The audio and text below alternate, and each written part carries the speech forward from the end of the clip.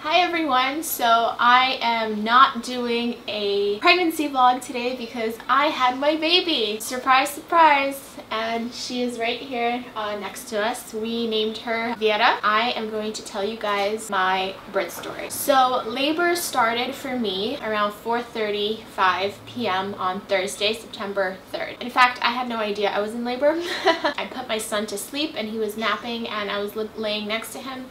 And then I kind of started to try to get up out of bed, and the pressure of my stomach made something shoot out, like almost as if I peed myself a little bit. And I was like, I don't think I peed myself. And I saw my underwear, very TMI, was completely drenched. So I go to the bathroom and a little bit more like starts coming out, like very, very small amounts. And I can tell 100% it wasn't pee. It was very like clear liquid with like white stuff in it. And I text my husband and I messaged my friend Fanny, who was supposed to come to the birth as well, and I'm like, I think my water is breaking. During a few minutes, more started trickling. I believe, I went to go put a diaper on my son because he was laying naked on the bed, and as I was on all fours, all of a sudden a lot more came out, and I was like, all right, this is a lot. I kind of walked to the cupboard in our bathroom where there's towels, and I wanted to grab a towel to kind of put in between my legs.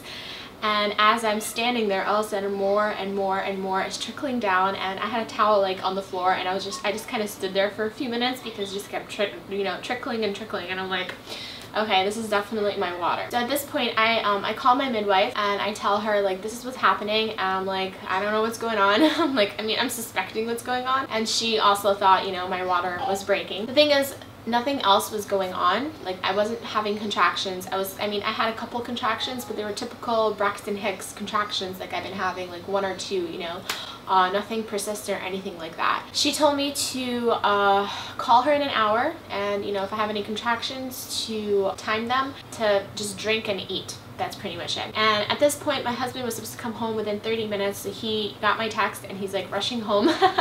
He comes home around 5 o'clock, and I usually wake up my son around 5, but I let him sleep till whenever, thinking that, if my water is breaking, that means I'm probably will be in labor. Like, this is happening, and I'm just gonna let him sleep. At this point, my friend Fanny's getting stuff together as well. An hour passes, nothing really changes. I had maybe 2 or 3 contractions within that hour. I call my midwife again and tell her, I'm just continuing to leak. At this point, I had a towel between my legs, and I was just walking around because I kept leaking and leaking and leaking. It wasn't really a gush, I just kept leaking. And at this point, the towel was pretty much drenched. And she told me that even though nothing was going on, she wanted to come by and kind of just take a look and listen to baby, just make sure she's okay because my water is breaking, and then go from there. And she said she wasn't rushing, so she was just going to be there maybe in a few hours. During those few hours, I started having some contractions, and they were probably maybe every 10 minutes apart, something like that. Yeah, they were around 8 to 10 minutes apart, and they were very mild. I could just kind of breathe through them, and I was fine. So she came and she checked on the baby. Heartbeat was fine, everything was fine. She kind of hung around for 30 minutes. She wanted to see like how I was acting, and I was pretty much acting fine.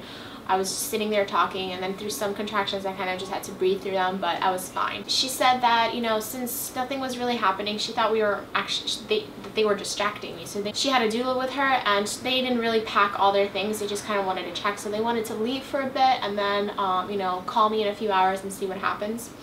Another thing that I never mentioned in my videos, I kept forgetting, was that I tested GBS positive, and since I was doing a home birth, IV antibiotics were not an option. So the option that I had is a Hibiclens protocol. So it's pretty much, Hibiclens is like this liquid thing that you pretty much just spray yourself with, and it cleans everything out, kills all the bacteria, and it lasts for 6 hours. So you have to reapply it every 6 hours if you're in labor. So she told me since my water broke, I should start doing that, and I did. They left, and at this point my husband was panicking. He thought like the baby was just gonna come right now. He started running around like a chicken with his head cut off. He wanted the pool, he wanted everything, he wanted all the cameras set up. I'm like, nothing is happening. And I think the fact that he was just going crazy, and it kind of stressed me out, and everything kind of slowed down. So I told him, I'm like, you need to calm down. I need to calm down. Everyone needs to calm down. And at this point, I'm not sure at what point we decided to go outside, but it was already the evening, and around 9 p.m. I told my husband, I was like, let's go for a walk because it's not picking up. And I started getting a little bit worried that, you know, my water's breaking and nothing's happening. I'm not progressing, you know, infection. And I'm like, all these bad thoughts. I'm like, I'm not going to get a home birth. All this stuff is happening. So I'm like, let's go for a walk. So we go outside and we just walk around our house, and we walk for a mile. And what started happening was that, TMI, my vagina started burning. Down there was very, very burning sensation. It pretty much, and it felt very swollen, so it felt like somebody took I don't know, a very rough sponge with soap and just kind of rubbed me down there. I'm not sure what was happening. And I did know that I went to the bathroom and I washed myself with water, because she told me at this point every time I went to the bathroom to just kind of wash myself with water to keep everything clean down there. So there was nothing there that should, but it just felt like somebody took soap and it was just burning and crazy. And I kind of tried to walk it off, and it just kept getting worse and worse and worse. And as we're walking, I call my midwife and I tell her, I'm like, it's really like, you know, it's starting to bother me. And she said she was going to call me back in a few minutes, and she did, and she looked up information, and she thinks it sounds like I'm having a sensitivity to the hibiclens, and to kind of just, you know, try to take a shower, try to wash it off, and see, you know, what happens to me. And so we kind of walked a mile, and I got home, and at this point I was the pain of the burning feeling was so intense that I wasn't really paying attention that my contractions started to pick up. The burning pain got really, really intense, and I'm calling her and I can't even talk because of how intense the burning feeling is. I'm like, what can I do? Like, nothing's happening. I washed myself with water, nothing is happening. And she told me that fortunately there is nothing to do until let's just keep washing it like with water, and it's gonna last about 6 hours when the hibiclens is supposed to be reapplied. So she's like, you know, it's a sensitivity, I guess. And so that was very intense. I did get in the shower. I tried washing it, and it was just, nothing was helping. Not hot water, not cold water, and everything. It was even hot to touch. It was very irritated. And TMI again, I had to like spread myself apart and like stand in front of the fan, and that gave me slight relief. So at this point I was on hands on knees on my bed, and the fan was just like blowing on me to kind of help relieve. She told me at this point that she was on her way here, and she was gonna look at me and, you know, and go from there. My contractions started picking up. They were about maybe every 8 minutes apart, 6 to 8 minutes apart, maybe around there. At this point they started getting a little bit more intense. I remember I texted my midwife, and like maybe a half an hour after I spoke to her, I was like, I'm moaning through my contractions now, just so you know. My friend Fanny came, and then just a few minutes later the midwife and doula came, so it was perfect timing. I'm not really sure what time it was. I do know that we went for a walk around 9, so this is maybe around 10, 11-ish already happening. My midwife checked me, checked the baby, heartbeat was good. What happened with the baby is she ended up flipping. She ended up being back to back. Instead of being like her back in the front, which is the optimal position for birthing, which you can still give birth, it's just, it can be very painful for me laboring. So she wanted me on hands and knees to kind of get her, you know, moving again. So I got on hands and knees, and, you know, for the most part, I got hungry, so I started eating. I was making myself food, and at this point, I was having painful contractions where I had to breathe through and I was moaning. It wasn't crazy yet, but it was very interesting because I was having, like, it was like an on and off switch. I'd be in a lot of pain. You know, if I'm standing, I have to lean, or I have to get, you know, like lay down or something, you know, like lean against something, and then all of a sudden it goes away and I'm perfectly fine and I'm smiling, laughing, and joking. It was so interesting. I was going through having a contraction, being in pain, and then joking. And when I made myself a plate of shrimp dumplings to eat, I had to, like, I was like eating, and then I'd like just drop everything and then get on, you know, and then like it would get very painful. So it was this interesting, like, contractions were getting more intense, but I was still being able to, you know, speak and be okay in between them, so that was nice. Since my son woke up really late, he was just off the walls going crazy, and we decided that he started getting a little bit tired, it seems, so we tried to put him down around 1 o'clock. It was closer to 1. So I go to bed with him because he usually nurses to sleep. So this was interesting. I'm having contractions where I'm already kind of starting to very much vocalize myself. So I'm vocalizing myself and I'm nursing him to sleep. And it was perfect timing because my friend Fanny came with her baby that is 6 months old. She put her baby to sleep in the other room, and it took me about half an hour, but I put my son to sleep, even with me screaming. Like I said, it was perfect timing because the moment I put him to sleep is when everything got very, very, very intense. At this point, my midwife and doula kept telling me, you know, I had to breathe like, ooh, like very low breaths, and I was able to do that at some point, but at this point, I was just very out of control and very painful. And the pool was ready for a really long time, and I didn't understand why I couldn't get in the pool. And the reason my midwife did not want me to get in the pool because she was worried that if I get into the pool, everything would slow down, and she did not want labor to slow down. She wanted to progress, and because if it did slow down, my water has already broken and there's a risk of infection and it needed to progress. And she told me that even though my contractions at this point were every 2 to 3 minutes apart, they were lasting only 30, 40-ish seconds, and she wanted them lasting at least a minute long. So she kind of told me, she's like, I'm sorry. She's like, you know, I'm being mean. She's like, but you have to, you know, no position was comfortable at this point. I was on hands and knees. I was laying on my side. I was doing everything I could, and nothing was comfortable. Within half an hour after she told me that, it got even more intense. I was just roaring and screaming and just like I couldn't do anything at all. I was just out of control. I wanted to climb a wall. It was just, everything was painful. And the thing is, she didn't check me at all during the whole process at all. There was no need to check. We kind of mutually, you know, understood this, and we kind of agreed. The reason there was no need to check because 1, every time you get checked there's a risk for infection, and 2, it can really mess with your head, and there's no really point in checking because I could be a 2 and I can be 2 for hours, or I can be a 2 and then I can go to being a 6 or an 8 within an hour. And same thing, I can be a 4 centimeters and thinking, woo, you know, and then I'm gonna be 4 for several hours. So she never checked me. But I think within half an hour, she told me that not to get into the pool. I think she heard how out of control I started getting. Everyone was trying to help. They were trying to put pressure on my back. They were trying to hip squeezing, and it did help like earlier when my contractions were, you know, not as intense. But at this point, nothing was helping. Nothing, you know, was helping. And I started to say that I feel like I need to poop. And I think that also kind of triggered everyone, like, you know, I think something's happening.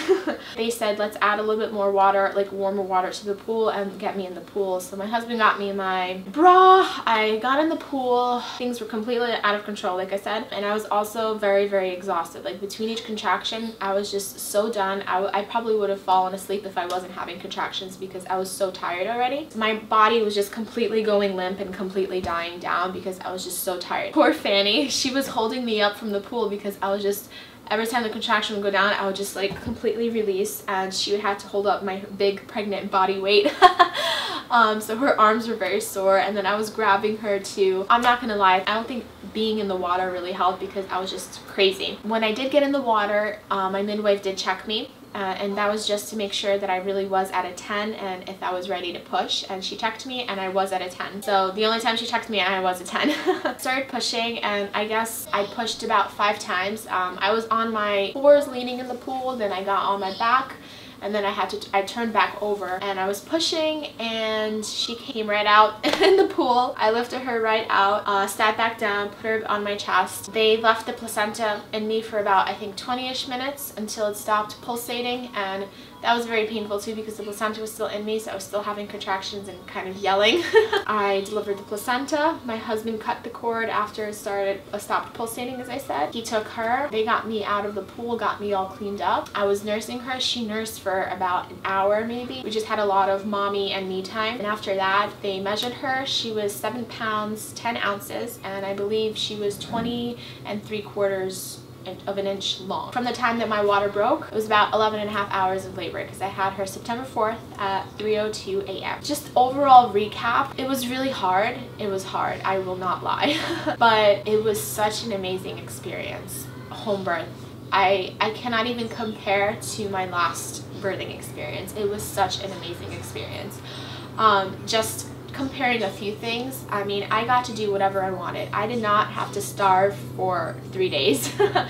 If I was hungry, I ate. I ate whatever I wanted. Like I said, I was really exhausted the last hour and a half, but and that was because I ate. If I didn't have any food in me, I probably wouldn't have had the energy to do anything at all. You know, I got to drink where I got, you know, if I wanted to go in the bathroom or take a shower, I took a shower. If I wanted to lean in on my bed, I was on my bed. If I wanted to be in the middle of the floor, I was in the middle of the floor. So I got to do whatever I wanted in whatever position I wanted. I had that freedom. It was a lot shorter, it was a lot easier, and I had those breaks. Like I said, it was a very on and off switch. I went from being, you know, having a contraction, you know, going through pain, to being completely fine. And with me being induced last time, I did not have that. I just had contraction, contraction, contraction, contraction, contraction. I was like my eyes were closed, I was like in a daze and not understanding anything that was going on. Like I said, the last hour and a half was probably the most intense part. It was hard. It was very hard, and I felt her coming out this time because I didn't have an epidural, obviously, and that was very intense as well, but I did it, and I cannot believe I did it, and I'm so happy I did it, and I'm just so glad the way everything worked out. I'm just so happy for all the people that were there with me, that helped me and supported me, and it was truly an amazing experience. Even my husband was like, wow. He was surprised, I'm surprised. It was a very emotional and amazing experience, and I'm very happy with how it turned out, and the post-recovery is going so much more different. I'm walking, I'm peeing, and I couldn't even walk. I couldn't pee for a week last time. It's just, there's so many things, they're so different. I mean, I'm obviously sore, but compared to how I was last time, I cannot even compare. But I'm not going to continue vlogging. That is my birth story. I'm so happy she's here. I'm so excited with how everything turned out, and we are working on the birth vlog, which is pretty epic footage. There's a lot of things we have to censor, so be prepared for that. That'll be up. We're hoping Labor Day to kind of make it perfect, you know, my labor on Labor Day, which also will happen to be my due date.